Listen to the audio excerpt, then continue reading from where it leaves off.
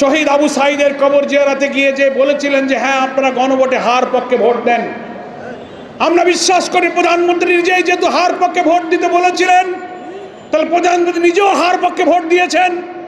হার পক্ষে ভোট দেওয়ার অর্থ হলো 84টি ঐক্যমতের জুলাই সনদের পক্ষে আপনি ভোট দিয়েছেন, সমস্ত সাংবিধানিক সংস্কারের পক্ষে আপনি ভোট দিয়েছেন। স্বরাষ্ট্রমন্ত্রী যদি আপনি হার পক্ষে ভোট দিয়ে থাকেন তাহলে আপনি জুলাই সনদের পক্ষে ভোট দিয়েছেন।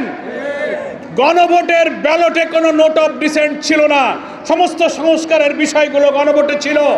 5 কোটি মানুষ ভোট দিয়ে আপনাদের নোট অফ ডিসেন্টকে বাতিল করে খারিজ করে দিয়েছে।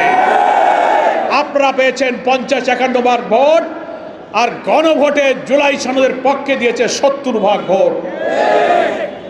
একটা বৈঠকে একটা ভোটে যারা বেশি ভোট পায় তারাই বিজয়ী হয়, যারা কম পায় তারাই পরাজিত হয়। 50-এর কাছে 70 বিজয়ী হয়েছে। বিজয়ী যারা হয় তাদের সিদ্ধান্তই চূড়ান্ত হয়।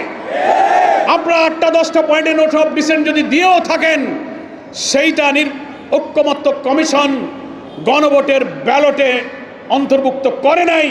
জনগণ ভোট দিয়েছে যে নোট অফ ডিসেন্ট ছাড়াই 84টি ঐক্যমত, 47টি সাংবিধানিক সংস্কারের প্রত্যেকটি জিনিসের পক্ষে 5 কোটি মানুষ ভোট দিয়ে হাকে জয়যুক্ত করেছে।